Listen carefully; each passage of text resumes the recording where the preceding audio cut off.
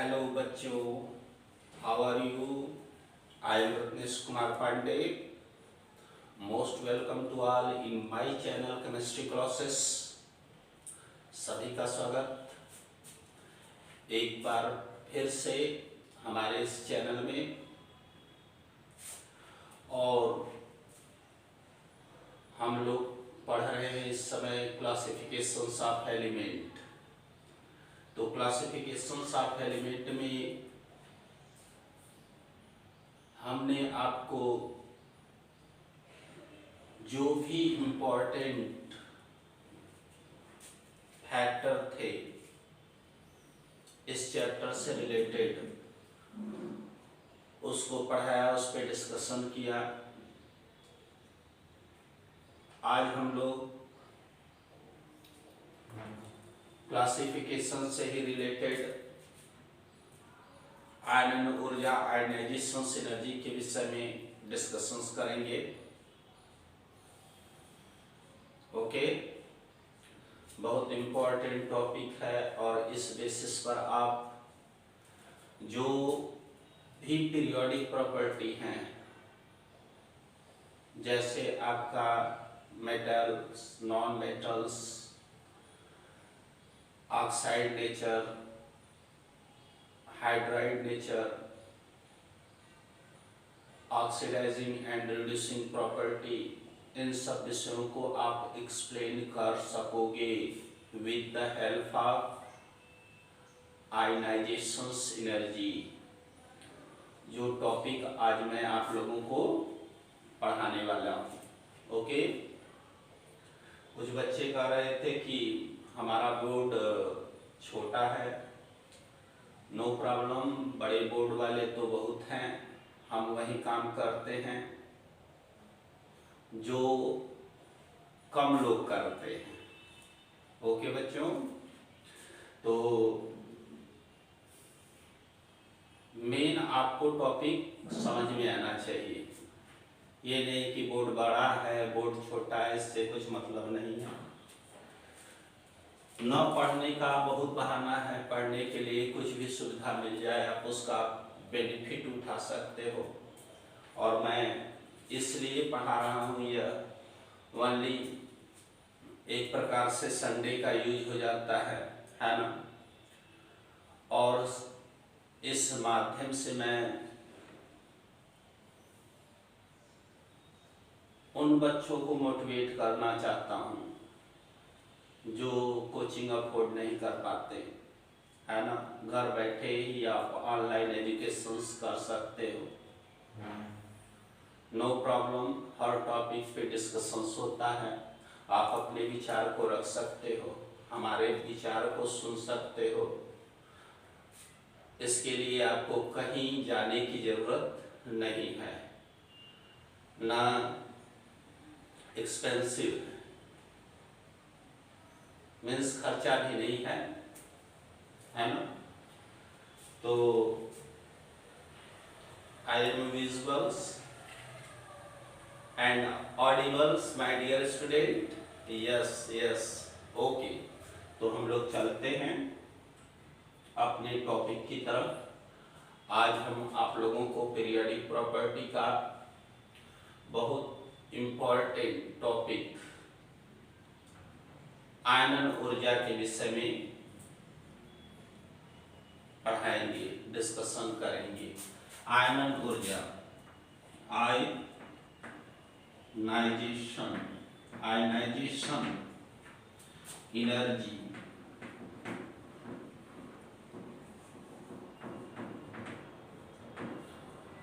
आयनन ऊर्जा, इसको हिंदी में बोलते हैं आयनन ऊर्जा। आयनाइजेशन इथैल्पी भी बोला जाता है, जो हीट से रिलेटेड है उसको आयनाइजेशन एनर्जी की जगह इथैल्पी भी कह सकते हो, क्योंकि यहाँ पर ऊर्जा का जो फॉर्म होगा वह किस फॉर्म में होगा? हीट, उष्मा, पी। इसे आयनाइजेशन इथैल्पी भी बोला जाता है।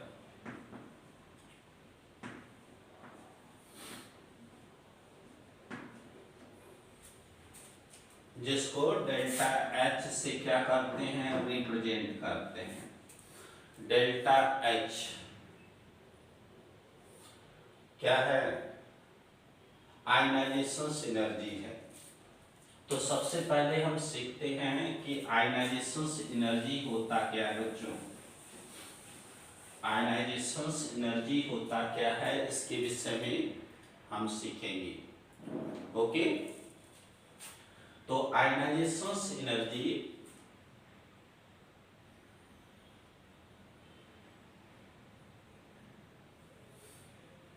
एक प्रकार की ऊर्जा है,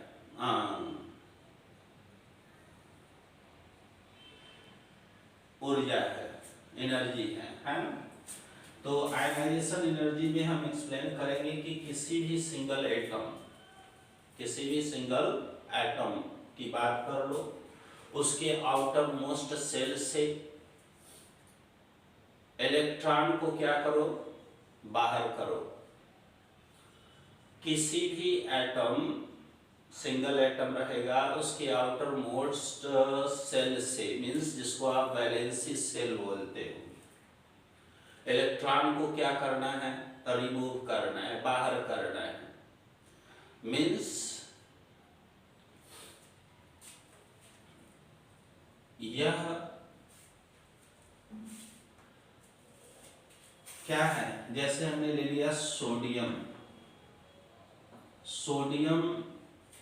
इसका इलेक्ट्रॉनिक कॉन्फ़िगरेशन आप लोग करोगे तो 1s2 2s2 2p6 3s1,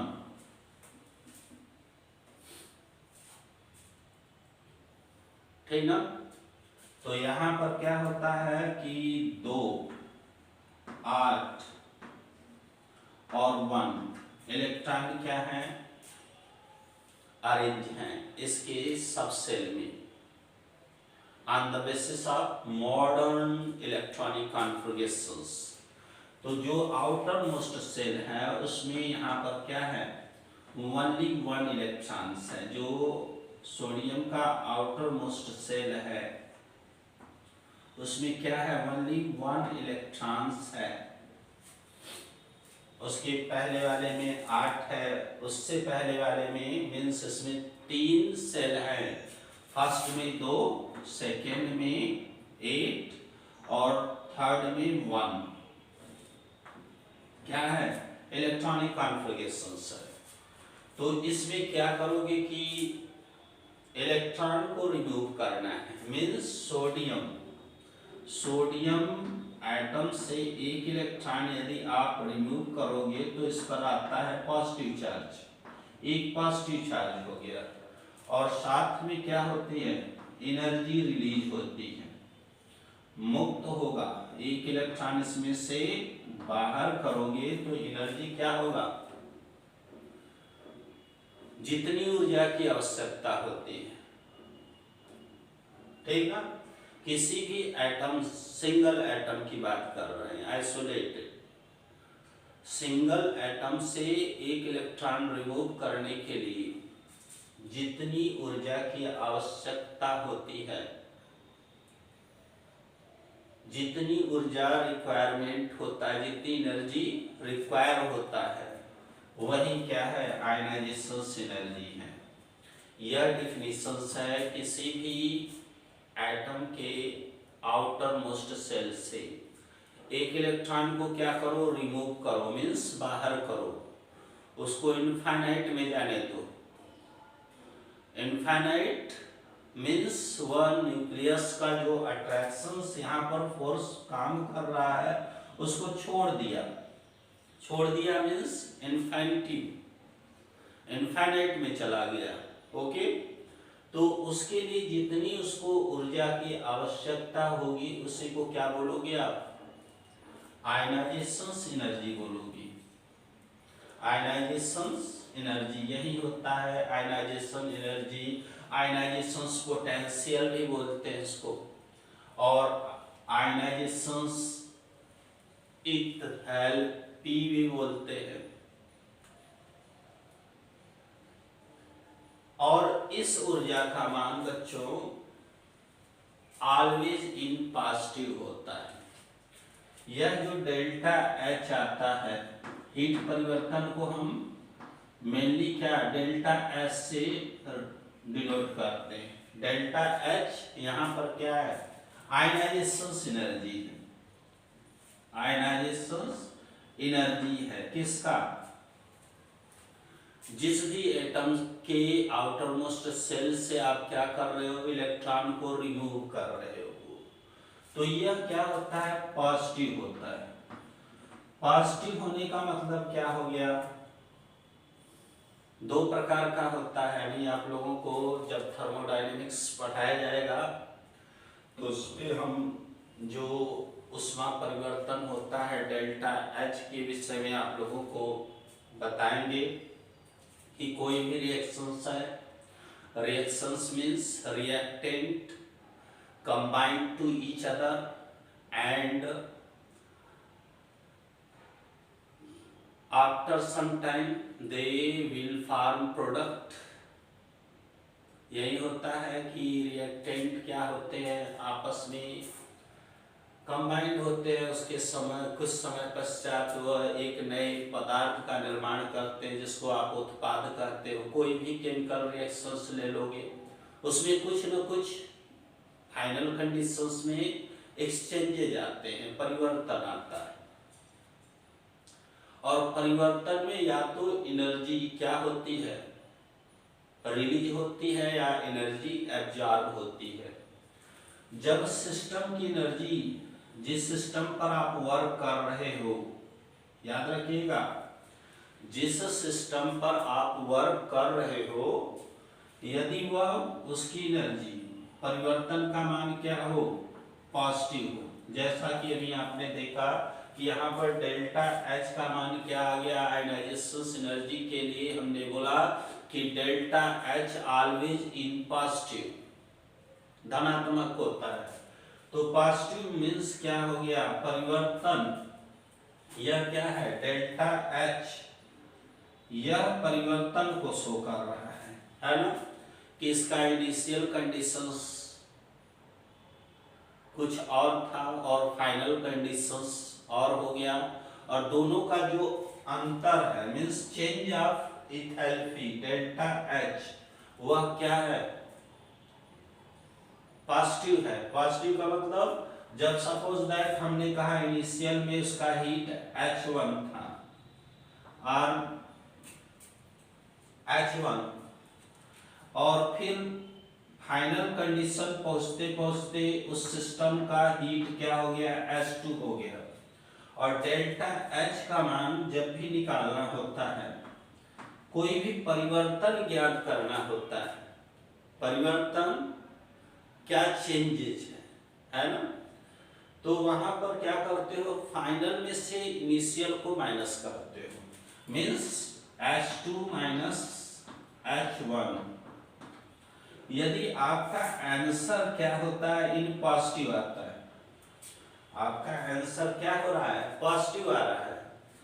positive आने का मतलब सपोज दैट आपका आंसर इन पॉजिटिव आ रहा है, इसका मतलब यही है कि H2 is greater than H1, H2 is greater than H1 means जो फाइनल का हीट है, फाइनल हीट, सिस्टम का जो फाइनल हीट है, अंतिम ऊष्मा जिसको बोलते हो, is greater than initial heat, प्रारंभिक हीट से अधिक हो गया, तभी तो इसका आंसर पॉजिटिव आया। मींस सिस्टम ने क्या किया, एनर्जी को एब्जॉर्ब किया। यह कैसा हो जाएगा, एंडोथर्मिक प्रोसेस बोला जाएगा, जब सिस्टम क्या करे, अपने टेम्परेचर को बढ़ा ले, इंक्रीज कर दे। फाइनल कंडीशन होते होते अपने टेम्परेचर को सिस्टम ने क्या किया, बढ़ा लिया। मींस यहां पर उसने हीट को क्या किया, एब्जॉर्ब किया, उसके ऊष्मा का मान बढ़ गया, तभी तो आंसर आपका इन पॉजिटिव आ रहा है। तो यहाँ पर आप लोग जैसे ही डेल्टा एच मीन्स जो इथैल्पी परिवर्तन होता है, इथैल्पी चेंज होता है, वो यदि पॉजिटिव आए तो आप लोग समझ लोगे कि जो रिएक्शंस हुआ है वह कैसा है, एंडोथर्मिक है। मीन्स इसके लिए सिस्टम को एनर्जी देनी पड़ी। और कुछ कंडीशंस में क्या होता है, delta H in negative, exothermic बोलते हो। मीन्स उसमें क्या होता है, सिस्टम ने क्या किया, खुद वर्क किया, अपनी एनर्जी को क्या किया, बाहर कर दिया, उसका टेम्परेचर और हीट क्या हो गया, कम हो गया। तो आयनाइजेशन एनर्जी, आयनाइजेशन एनर्जी के विषय में आप लोग बस यही बोलोगे, किसी भी एटम के आउटर मोस्ट सेल से एक इलेक्ट्रॉन को क्या करोगे, बाहर करने के लिए जितनी ऊर्जा की आवश्यकता होती है उसे क्या बोलते हैं, आयनन ऊर्जा और आयनाइजेशन एनर्जी बोलते हैं। और इसका मान क्या है, पॉजिटिव है। पॉजिटिव का मतलब यह इंडोथर्मिक प्रोसेस है, इसके लिए सिस्टम को एनर्जी देना पड़ेगा। मीन्स इलेक्ट्रॉन को रिमूव करना है, यदि बाहर करना है, उस इलेक्ट्रॉन को इनफाइनाइट में ले जाना है, मीन्स कक्षा से बाहर कर देना है, तो उसके लिए उसको एनर्जी देना पड़ेगा। और यह क्या होता है, इसका मान ऑलवेज इन पॉजिटिव होता है। ये हो गया आयनाइजेशन एनर्जी।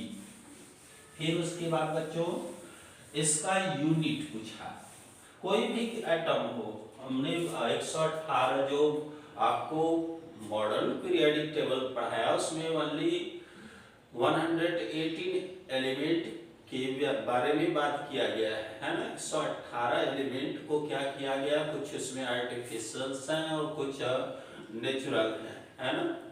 तो उसमें से किसी भी एलिमेंट को यदि आप लेते हो और उसके valency shell means outermost shell से इलेक्ट्रॉन को रिमूव करते हो, तो जितनी ऊर्जा की आवश्यकता होती है वही क्या होता है,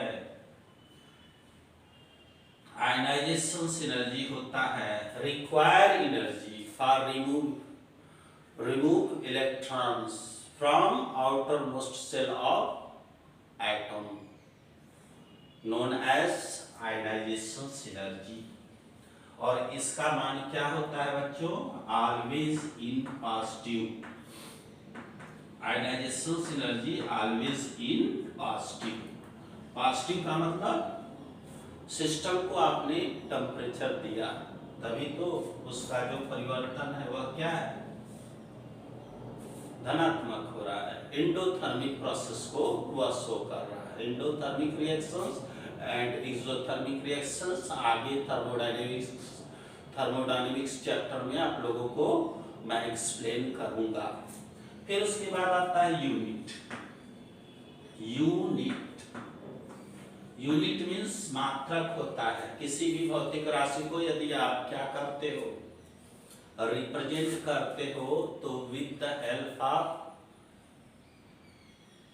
यूनिट्स है ना, मात्रक के द्वारा। जैसे कोई भी भौतिक राशि होगा तो यहाँ पर आयनाइजेशन एनर्जी का जो यूनिट होता है वह क्या होता है, इलेक्ट्रॉन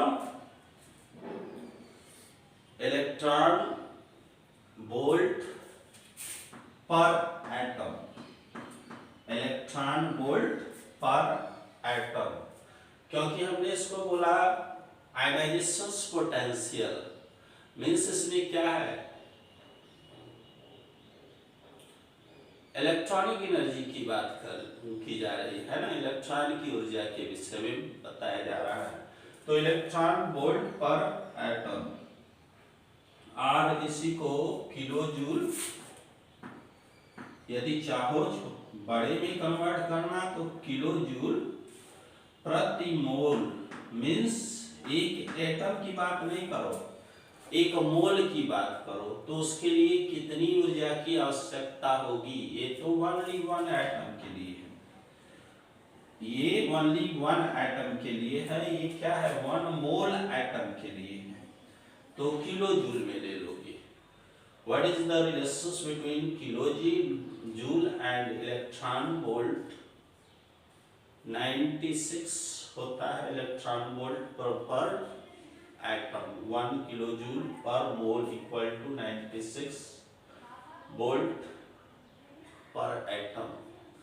चलिए वो सब बताएंगे भी, है ना, कंफर्म नहीं है वो अगले चैप्टर में आप लोगों को थर्मोडायनेमिक्स जब भी पढ़ाया जाएगा तो इन सब विषयों पर हम बात करेंगे। फिलहाल वाली आप ये जान लो क्या होता है इसका unit, electron volt or, electron volt पर एटम, आर किलो जूल पर मोल, यह हो गया यूनिट। अब देखिए factor affecting, factor affecting on ionization energy. ऐसे कौन कौन से फैक्टर हैं जो कि आयनाइजेशन एनर्जी को क्या करते हैं, प्रभावित करते हैं। Factor affecting on ionization energy, ionization energy के ऊपर किन किन फैक्टर का क्या होता है, प्रभाव पड़ता है। तो सबसे पहला फैक्टर है एटॉमिक साइज। बच्चों atomic size, atomic size means परमाणु का आकार। परमाणु का आकार मीन्स जितना बड़ा होगा, परमाणु का आकार जितना बड़ा होगा उसकी आयनाइजेशन एनर्जी का मान क्या होगा, उतना ही कम होगा। ऐसा क्यों होता है? जैसे हमने कहा किसी भी ग्रुप में यदि आप ऊपर से नीचे जा रहे हो, है ना, जैसे हमने कहा ये अभी हाइड्रोजन, लिथियम,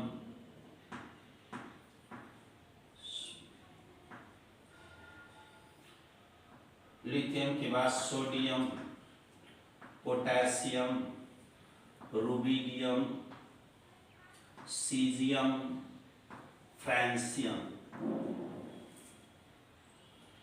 तो यहाँ पर देखिए जैसे जैसे एटॉमिक साइज हम जानते हैं क्या होता है कि किसी भी ग्रुप में जब अप टू डाउन जाओगे तो क्या होता है, एटॉमिक रेडियस का मान बढ़ता है।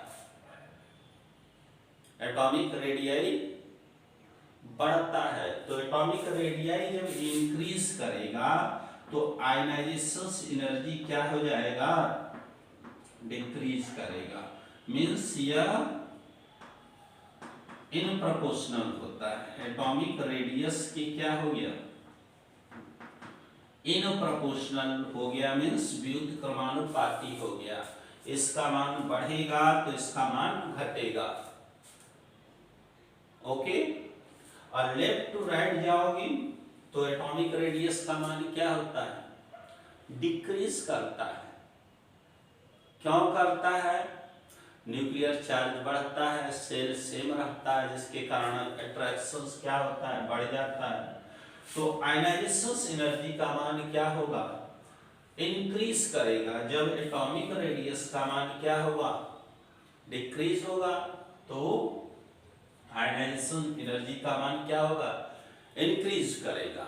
ओके, क्योंकि यही रिलेशन होता है कि ionization energy is in proportions of atomic radius, व्युत्क्रमानुपाती होता है। एक का मान बढ़ाओगे तो दूसरे का मान घट जाएगा। यदि प्रीवियस क्लास या आप समझे होंगे अच्छे से तो यह आपको समझ में आ रहा होगा कि हम क्या करते हैं, लेफ्ट टू राइट जाते हैं तो एटॉमिक साइज क्या होता है, डिक्रीज करता है, न्यूक्लियर चार्ज बढ़ जाता है। और अप टू डाउन जाते हैं तो क्या होता है, एटॉमिक रेडियस इंक्रीज करेगा। तो इंक्रीज करेगा तो इलेक्ट्रॉन आसानी से उसमें से रिमूव किया जा सकता है, निकाला जा सकता है। किसी एटम से जितना इलेक्ट्रॉन आप निकालते हो क्या होता है, उतना उस पर पॉजिटिव चार्ज आता है। ओके बच्चों, यह हो गया factor affecting on ionization energy. First आपको हमने बताया एटॉमिक साइज कि बड़ा साइज एटम का रहेगा तो उसका आयनाइजेशन एनर्जी क्या होगा, कम होगा। यदि छोटा साइज होगा एटम का तो क्या होगा, आयनाइजेशन एनर्जी क्या होगा, ज्यादा होगा। क्यों होता है, क्योंकि इसके बीच क्या होता है, व्युत्क्रमानुपात का संबंध होता है, इन प्रोपोर्शनल होते हैं। कौन, atomic radius and ionization energy. Okay, next atomic size के बाद आता है आपका न्यूक्लियर चार्ज। यह सेकेंड हो गया बच्चों न्यूक्लियर चार्ज। न्यूक्लियर चार्ज जिसको आप कहते हो ZE। ZE क्या है, न्यूक्लियर चार्ज है, जिसका मान क्या होता है, पॉजिटिव होता है, पॉजिटिव होता है। तो आप सभी लोग जानते हो कि क्या यह पॉजिटिव सेंटर में होता है और इसके चारों तरफ क्या होता है, इलेक्ट्रॉन घूमता रहता है। तो पॉजिटिव और नेगेटिव इलेक्ट्रॉन कैसा है, नेगेटिव है, और ये कैसा है, पॉजिटिव है। तो इसके बीच एक फोर्स अप्लाई होता है जिसको F कहते हो, F equal to K Q1 Q2 upon R square, F है ना। तो R का मान क्या होगा, यहाँ पर देखिए R का मान जितना ज्यादा होगा F का मान क्या होगा, उतना ही कम होगा, है ना। और R का मान जितना ही कम होगा F का मान क्या होगा, उतना ही ज्यादा होगा। तो हमने कहा ZE, ZE क्या है, न्यूक्लियर चार्ज है। न्यूक्लियर चार्ज जैसे हम पीरियड में जब लेफ्ट टू राइट जाते हैं तो आप देखोगे क्या, सेल जो होता है वह क्या होता है, सेम होता है। सेल जो होता है सबके लिए सेम होता है, बस वह क्या होता है, कंप्लीट होता है। इसी बेसिस पर बोला गया कि NS1 NS2 केवल दो ग्रुप है। NS1 मीन्स फर्स्ट ही सेल है उसमें 1 इलेक्ट्रॉन, NS2 मीन्स फर्स्ट ही सेल है उसमें 2 इलेक्ट्रॉन है ना। तो सेम सेम रहेगा, बस इलेक्ट्रॉनों की संख्या क्या होती है, बढ़ती अथवा घटती है। तो यहाँ पर हम क्या बोलेंगे, nuclear charge left to right जाने पर क्या होता है, न्यूक्लियर चार्ज का मान बढ़ता है, एटॉमिक नंबर बढ़ता है। ZE जितने इलेक्ट्रॉन होते हैं उतने प्रोटॉन होते हैं। एटॉमिक नंबर बढ़ेगा तो इलेक्ट्रॉनों की संख्या बढ़ेगी, प्लस क्या होता है, न्यूक्लियर चार्ज बढ़ता है। तो न्यूक्लियर चार्ज क्या करेगा, इलेक्ट्रॉन को अपनी तरफ खींचेगा। अब सोचो वही बात कि दो, इसको बोल रहे हैं कि इसमें दो क्या है, प्रोटॉन्स है ना, और एक में 3 प्रोटॉन्स है, एक में 4 प्रोटॉन्स है। तो इसमें 2 प्रोटॉन यदि खींचेगा तो उसको कम बल लगाएगा, 3 वाला इससे ज्यादा करेगा और 4 वाला इससे ज्यादा करेगा। तो हम क्या जानते हैं, लेफ्ट टू राइट जाते हैं तो न्यूक्लियर चार्ज का मान क्या होता है, बढ़ता है, लेकिन ऑर्बिटल क्या होता है, सेम होता है। जिसके कारण क्या होता है, न्यूक्लियर चार्ज बढ़ने के कारण क्या होता है, आयनाइजेशन एनर्जी भी बढ़ता है। Means ionization energy is proportionally to nuclear charge. Means इसके बीच आयनाइजेशन एनर्जी और न्यूक्लियर चार्ज के बीच, न्यूक्लियर चार्ज के बीच कैसा रिलेशन है, समानुपात का रिलेशन है। यह बढ़ेगा तो इसका मान भी बढ़ेगा, क्योंकि न्यूक्लियर चार्ज उतने ही फोर्स से क्या करेगा, इलेक्ट्रॉन को अपनी तरफ खींचेगा, और खींचेगा तो उसको रिमूव करने के लिए आपको अधिक एनर्जी देनी पड़ेगी। यह फैक्टर होता है न्यूक्लियर चार्ज का। ओके बच्चों, फिर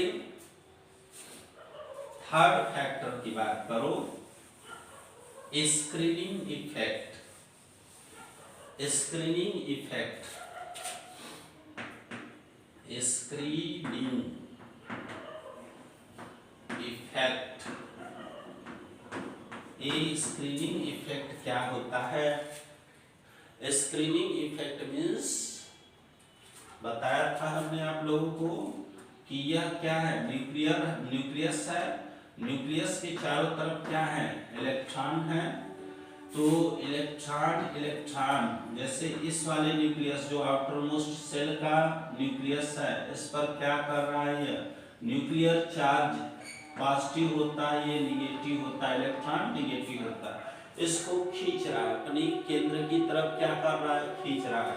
और जो यह इलेक्ट्रॉन है, जो अदर सेल का इलेक्ट्रॉन है, वह क्या करता है, इस अट्रैक्शन फोर्स का क्या करता है, विरोध करता है, इसको रोकता है, इसके प्रभाव को क्या निरस्त करने का काम करता है। क्योंकि यहाँ पर इलेक्ट्रॉन के बीच क्या है, रिपल्शन फोर्स है। तो रिपल्शन के बाद क्या होता है, जितना अट्रैक्शन होता है उसी बल से इलेक्ट्रॉन क्या होता है, नाभिक की तरफ अट्रैक्ट होता है ना।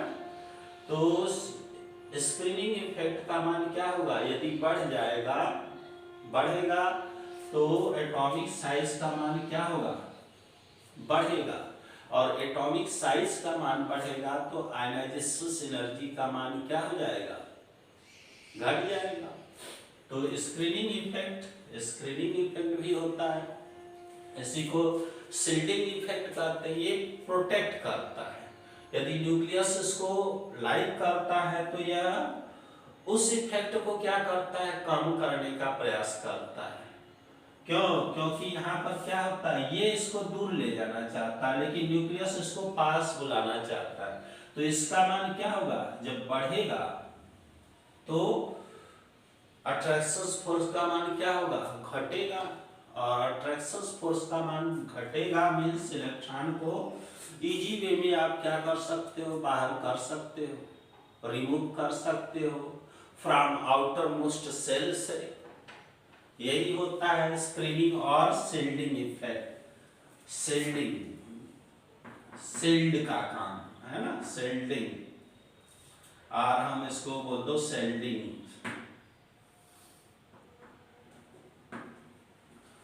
इफेक्ट। ओके, स्क्रीनिंग इफेक्ट और शील्डिंग इफेक्ट।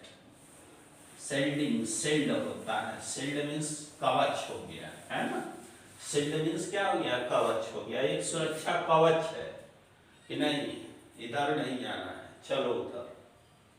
ओके, तो स्क्रीनिंग इफेक्ट सबसे अधिक किसमें होता है, यस में। याद रखना, जो स्क्रीनिंग इफेक्ट है, स्क्रीनिंग इफेक्ट वह सबसे अधिक किसमें होता है, यस में, फिर पी में, फिर डी में, और फिर एफ में। और जैसे जैसे एस पी डी एफ में जाओगे, एटॉमिक साइज का मान क्या होगा, बढ़ेगा, मीन्स उसके आयनाइजेशन एनर्जी का मान क्या होगा, घटेगा। यस में केवल दो, एक ऑर्बिटल एस में है, उसमें 2 इलेक्ट्रॉन होते हैं। यह सबसे पास होता है, जब भी इलेक्ट्रॉनिक कॉन्फ़िगरेशंस करोगे तो एस से शुरू करते हैं। फिर उसके बाद पी आता है, पी में 3 ऑर्बिट होते हैं, p x, p y, p z orbital, sorry, यह इसमें इलेक्ट्रॉन रिमूव कर रहा है, ये हो गया आपका। तो जैसे जैसे ऑर्बिटल की संख्या बढ़ती है, क्या होता है, साइज का मान क्या होगा, बढ़ेगा। यह वैसे स्फेरिकल होता है, स्फेरिकल मीन्स क्या होता है, गोली संरचना होता है, एकदम पास में हो जाएगा गोली संरचना, इस पे डायरेक्शनल इफेक्ट नहीं होता है। पी में डायरेक्शन होता है, पी एक्स है, पी वाई है, पी जेड है, मीन्स इससे अधिक डिस्टेंस पर होगा। तो आयनाइजेशन एनर्जी डिस्टेंस के क्या होता है, व्युत्क्रमानुपाती होता है। डिस्टेंस बढ़ेगा तो आयनाइजेशन एनर्जी का मान क्या होगा, घट जाएगा। डी में 5 हो गया, d x y d y z d z x d z square d x square minus y square, 5 में 10 इलेक्ट्रॉन। मीन्स जैसे जैसे आप ऑर्बिटल में देखोगे क्या होगा, डिस्टेंस बढ़ेगा तो आयनाइजेशन एनर्जी का मान घटेगा। मीन्स एस की आयनाइजेशन एनर्जी का मान क्या होता है, पी से ज्यादा होता है, पी का डी से ज्यादा होता है, डी का एफ से ज्यादा होता है। सबसे कम एफ सब ऑर्बिटल का, सब सेल का, और सबसे अधिक एस सब सेल का आयनाइजेशन एनर्जी होता है। बात समझ में आया?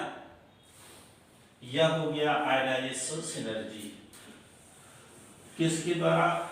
Screening effect and orbital size. Orbital के साइज के आधार पर आपने बताया कि आयनाइजेशन एनर्जी अधिक साइज पर कम हो जाएगा। यस के लिए सबसे ज्यादा होगा क्योंकि इसका साइज क्या है, फ्रॉम न्यूक्लियस कम है, और पी के लिए ज्यादा हो जाएगा। यही सब प्रक्रिया होता है आयनाइजेशन एनर्जी। शील्डिंग इफेक्ट देखा आपने, शील्डिंग इफेक्ट का मान बढ़ाओगे तो क्या होगा, आयनाइजेशन एनर्जी घट जाएगा क्योंकि डिस्टेंस बढ़ेगा। यदि शील्डिंग इफेक्ट और स्क्रीनिंग इफेक्ट का मान कम हो गया, जैसा कि लैंथेनाइड कॉन्ट्रैक्शंस में देखा जाता है, लैंथेनाइड कॉन्ट्रैक्शंस मींस वहां पर स्क्रीनिंग और शील्डिंग इफेक्ट का मान क्या हो जाता है, बहुत कम हो जाता है, जिसके कारण क्या होता है, एटॉमिक साइज डिक्रीज कर जाता है, जिसे क्या बोलते हैं, लैंथेनाइड। जो 14 तत्व है ना, नीचे एफ ब्लॉक में 4F के, तो उसमें यह प्रक्रिया देखने को मिलती है। साथ में उसके बाद के भी तत्वों में यह इफेक्ट क्या होता है, इफेक्टिव होता है। यह हो गया इफेक्ट। अब देखोगे पीरियोडिक टेबल में इसका क्या एक्सपेक्टेशंस है, अनिवार्यता जिसको कर सकते हो। क्या पीरियोडिक रूल कहता है? पीरियोडिक रूल यह कहता है, और कुछ एक्सेप्शन भी आपको देखने को मिलेगा, कि लेफ्ट टू राइट जाओगे, लेफ्ट टू राइट जाओगे means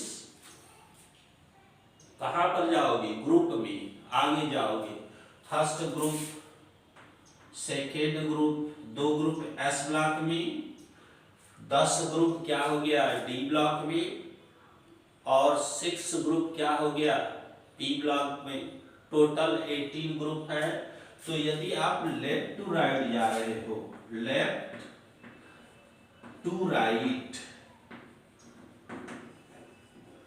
means left to right, यहां आपका क्या होता है, लिथियम होता है, फिर बेरिलियम होता है, फिर बोरान होता है, फिर कार्बन होता है, फिर नाइट्रोजन होता है, ऑक्सीजन होता है, फ्लोरीन होता है, फिर नियान होता है।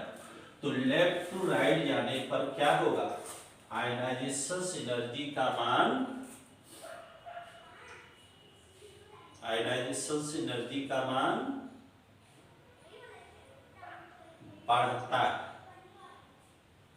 आयनाइजेशन एनर्जी का मान बढ़ता है। मीन्स लिथियम से ज्यादा क्या होगा, बेरिलियम होगा, बेरिलियम से ज्यादा बोरान होगा, बोरान से ज्यादा कार्बन होगा, है ना। लेकिन कुछ एक्सेप्शनल कंडीशन को छोड़कर, हमने कहा हर रूल के पीछे क्या है, एक्सेप्शन से अपवाद है। जैसे हमने अभी आपको बताया लेफ्ट टू राइट जाने पर क्या होता है,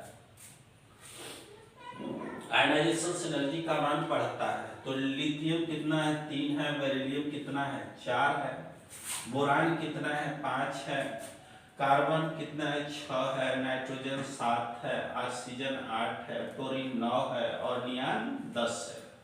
तो इसमें जैसे देखो 2 स्थायी व्यवस्था होता है, किसी भी स्टेबल कंडीशन से, स्टेबल कंडीशन से आप कहते हो सबसे अधिक आयनाइजेशन एनर्जी किसमें होगी, इस आवर्त में नियान की होगी। नियान का इलेक्ट्रॉन नहीं चाहेगा बाहर जाने के लिए, क्यों, क्योंकि वह स्टेबल है। उसका इलेक्ट्रॉनिक कॉन्फ़िगरेशन बनाओगे 10 का, तो जितना इलेक्ट्रॉन होना चाहिए उसके आउटर मोस्ट शेल में 2 8 मीन्स 2s2 और 2p6 इसके पास पूरा फुल इलेक्ट्रॉन है, मीन्स इलेक्ट्रॉन की स्थायी व्यवस्था है। तो स्थायी व्यवस्था होगा तो उसका इलेक्ट्रॉन क्या करेगा, बाहर निकलना नहीं चाहेगा। यदि आप उसको निकालना चाहोगे तो उसको मोर एंड मोर एनर्जी, अधिक से अधिक ऊर्जा देनी पड़ती है। तो कुछ कंडीशन जहां पर हाफ फील्ड बन जाता है, जैसे नाइट्रोजन देखिए, नाइट्रोजन में क्या होता है, इसमें 7 है तो 1s2 2s2 और 2p3, ये 3 होने के कारण मीन्स क्या हो गया, p दूसरे का जो p सब सेल है वो हाफ फील्ड व्यवस्था को शो कर रहा है। 3 का मतलब क्या हो गए, इसमें हाफ इलेक्ट्रॉन्स हैं, हाफ इलेक्ट्रॉन हो या फुल इलेक्ट्रॉन हो, जैसा अभी आप इसमें देखोगे तो 99 हो जाएगा, यानी यह फुल व्यवस्था हो गया, मीन्स इसमें जितना इलेक्ट्रॉन होना चाहिए उतना इलेक्ट्रॉन है। तो 2 स्थायी व्यवस्था माना जाता है। ये स्टेबिलिटी को क्या करता है, बढ़ा देता है। किसी भी एटम के स्टेबिलिटी को 2 कंडीशन में बढ़ जाता है, या तो हाफ फील्ड अरेंजमेंट हो या फुल फील्ड हो। तो यहाँ पर कंडीशन यह देखना पड़ता है कि हाफ फील्ड से भी क्या होता है, इलेक्ट्रॉन रिमूव करने के लिए मोस्ट अधिक इसका इलेक्ट्रॉन भी बाहर निकलना नहीं चाहेगा, इसको आप अधिक से अधिक एनर्जी दोगे। मीन्स क्या हो गया, आपका नाइट्रोजन का जो आयनाइजेशन एनर्जी है वह क्या है, ऑक्सीजन से अधिक है, वह ऑक्सीजन से अधिक है। यहाँ पर देखो 1s2 और 2s2, यह भी क्या है, मोर स्टेबल है। 2s2 मीन्स यह फुल फील्ड है, यह भी क्या होगा, मोर स्टेबल होगा, मीन्स बेरिलियम का जो आयनाइजेशन एनर्जी है वह बोरान से क्या है, ज्यादा है, बहुत ज्यादा नहीं, एक केवल एक एटम, मीन्स पहले बोरान आएगा फिर बेरिलियम आएगा। यहाँ ऑक्सीजन आयनाइजेशन एनर्जी के केस में, फर्स्ट आयनाइजेशन एनर्जी के केस में क्या होता है, ऑक्सीजन का आयनाइजेशन एनर्जी नाइट्रोजन की तुलना में कम हो जाता है। क्यों, क्योंकि यहाँ पर हाफ फील्ड व्यवस्था यह शो कर रहा है। हाफ फील्ड और फुल फील्ड व्यवस्था क्या होता है, मोर स्टेबल होता है, जिससे आपको इलेक्ट्रॉन आउटर मोस्ट सेल से इलेक्ट्रॉन रिमूव करने के लिए क्या होता है, अधिक से अधिक एनर्जी की आवश्यकता पड़ती है। ओके बच्चों, नेक्स्ट ये देखिए, फिर उसके बाद अब ऊपर से नीचे जाइएगा। ऊपर से नीचे आप जाओगे तो क्या होता है, ज्यादातर एटम में आप देखोगे आयनाइजेशन एनर्जी का मान बढ़ जाता है। लेफ्ट टू राइट जाते हो, हाइड्रोजन और हीलियम, तो हीलियम का आयनाइजेशन एनर्जी क्या होता है, सबसे अधिक होता है। जितने भी तत्व हैं उसमें सबसे अधिक आयनाइजेशन एनर्जी यदि कोई पूछे तो कहोगे हीलियम का है। और यहाँ पर हाइड्रोजन है, हाइड्रोजन के बाद लिथियम होता है, लिथियम के बाद सोडियम होता है ना, पोटेशियम, रुबिडियम, सीजियम, सबसे कम सीजियम का हो जाएगा, है ना, सबसे कम सीजियम का होगा, क्योंकि एटॉमिक साइज बढ़ता है तो आयनाइजेशन एनर्जी घटता है।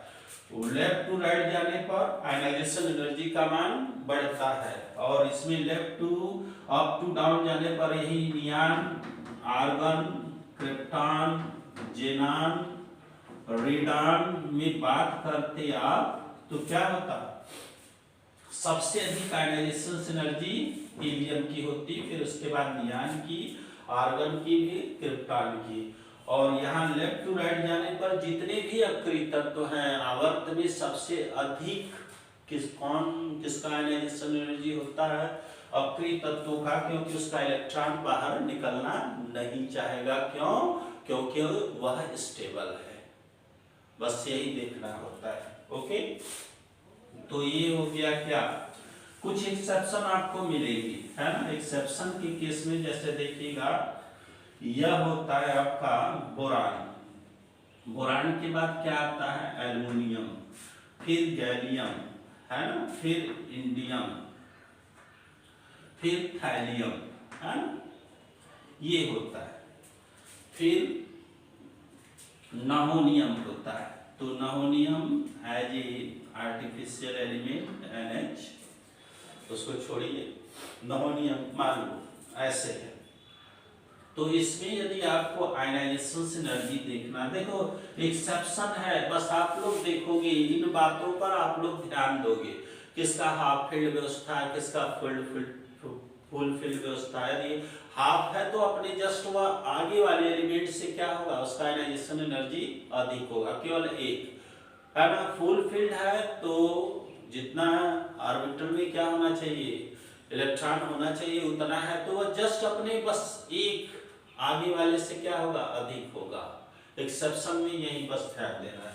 अब यहाँ पर देखिए क्या होता है कि ये ग्राफ खींच दो, ये ग्राफ खींचोगे इसका तो कैसा मिलेगा, बोरान है, एल्युमिनियम है, गैलियम है, इंडियम है और थैलियम है, नहोनियम है। तो इसमें क्या होता है, आयनाइजेशन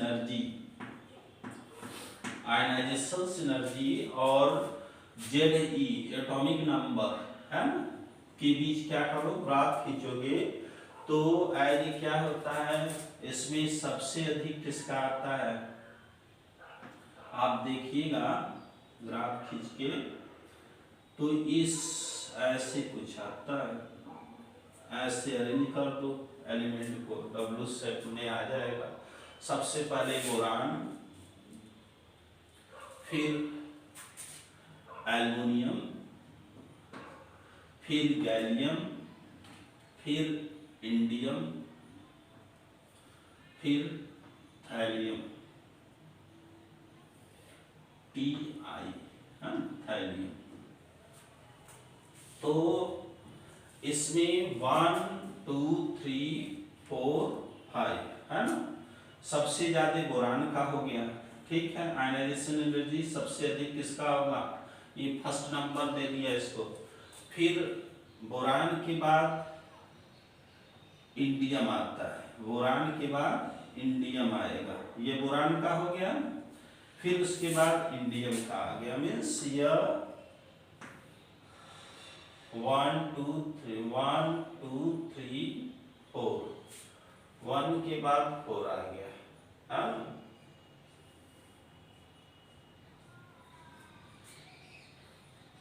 आ जाएगा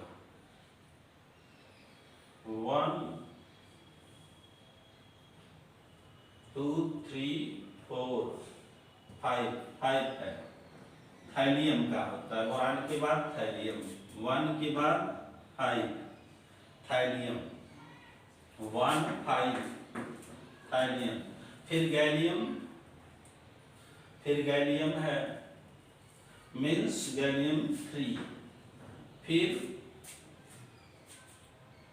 एल्युमिनियम है, एल्युमिनियम 2 और 4।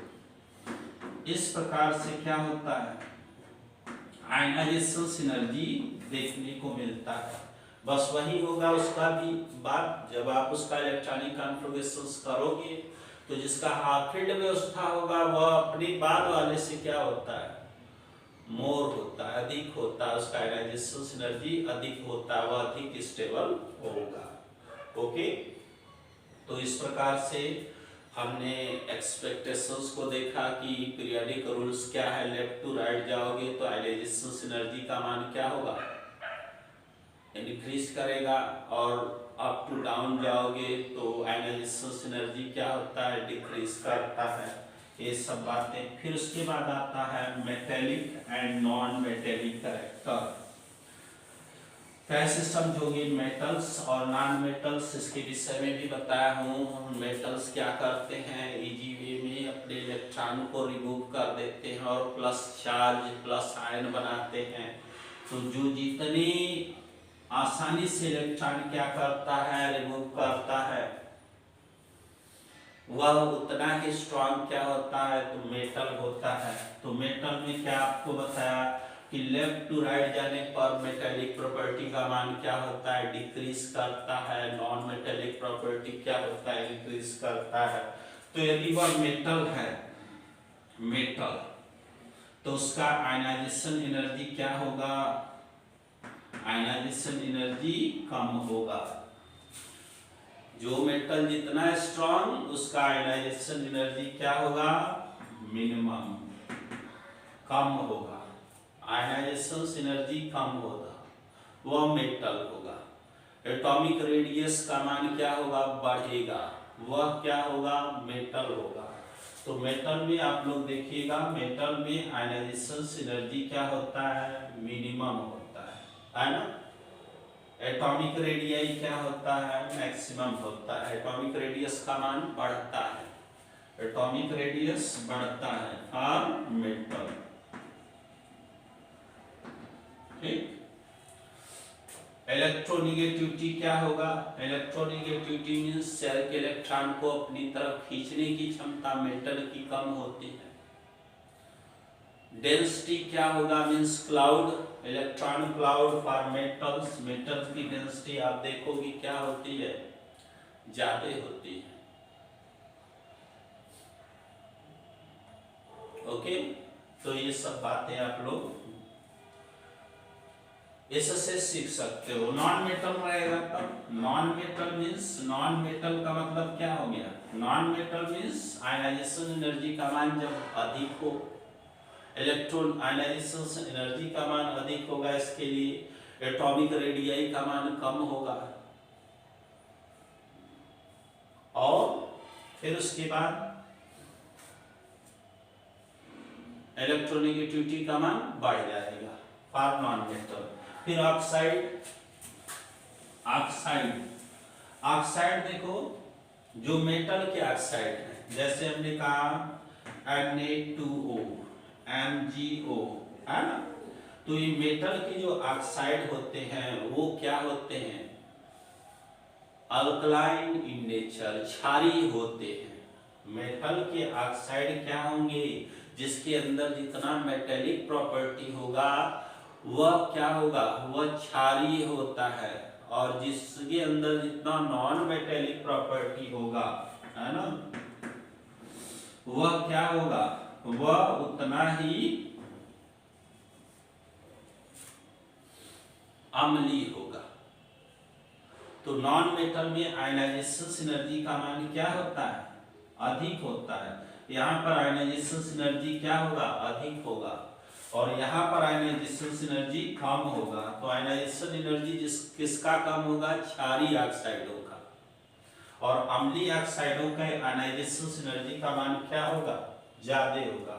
आप लोग लेफ्ट टू राइट जाइए, उसका ऑक्साइड बना दीजिए, है ना। जैसे जैसे आप लेफ्ट टू राइट जाओगे वैसे वैसे क्या होता है, मेटेलिक कैरेक्टर का मान कम होता है। तो मेटल के ऑक्साइड क्या होते हैं, अल्कलाइन इन नेचर, क्षारीय होते हैं, और नॉन मेटल के ऑक्साइड क्या होते हैं, एसिडिक इन नेचर होते हैं। ओके, हाइड्राइड सेम ऐसा ही है, जितने भी मेटल्स हैं उसके हाइड्राइड क्या होंगे, अल्कली होंगे, क्षारीय होंगे। और नॉन मेटल के हाइड्राइड, हाइड्राइड मींस आपको बताए हैं कि जब एलिमेंट हो और हाइड्रोजन के साथ क्या हो, एक निश्चित अनुपात में जुड़ा हो तो वह हाइड्राइड होता है। ऑक्साइड, हाइड्राइड, हाइड्राइड, जैसे हमने कहा दिया FH, यह क्या हो गया, हाइड्राइड हो गया।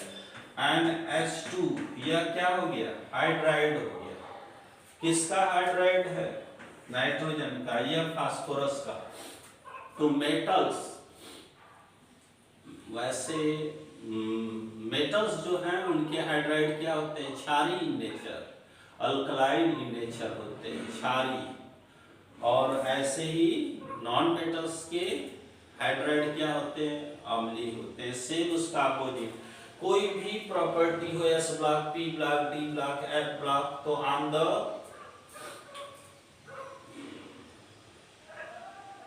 Following basis we can explain, हम उसको एक्सप्लेन कर सकते हैं, ठीक ना, यदि आपको आयनाइजेशन एनर्जी आता है तब।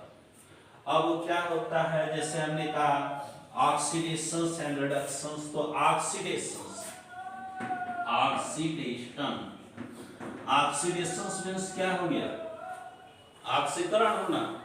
कोई भी एलिमेंट का जो ऑक्सीकरण है वह क्या हो गया, जैसे यह +2 से +3 में कन्वर्ट हो गया तो क्या कहोगे, इसका ऑक्सीकरण हो गया, मींस इसमें से इलेक्ट्रॉन रिमूव हो गए, है ना।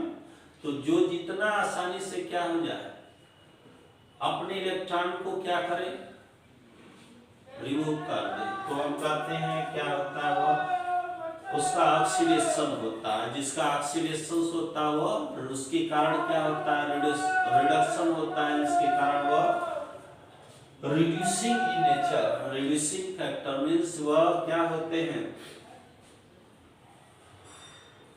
अपक्षयक होते हैं, रिड्यूसिंग इन नेचर होते हैं। जो ऑक्सीडेशन जिसका आसानी से होता है, इसके कारण दूसरे को इलेक्ट्रॉन मिलता है, इलेक्ट्रॉन एक्सेप्ट करके उसका रिडक्शन हो गया। तो जिसका ऑक्सीकरण हो रहा है उसके कारण रिडक्शन, उसकी प्रक्रिया को बढ़ावा मिल रहा है ना। तो ये सब सारी बातें अभी एक क्लास और लेंगे आप लोगों को, एक क्लास और है इलेक्ट्रॉन इथैल्पी, ठीक इसका अपोजिट। यहाँ पर आपने इलेक्ट्रॉन को बाहर किया, उसमें इलेक्ट्रॉन को क्या करोगे, भीतर करोगे, ठीक है। आज के लिए इतना ही। यदि आपको हमारा वीडियो पसंद आया हो तो लाइक सब्सक्राइब जरूर कीजिएगा, नहीं समझ में आया तो फिर कमेंट कीजिएगा। फिर मिलते हैं नेक्स्ट क्लास। ओके।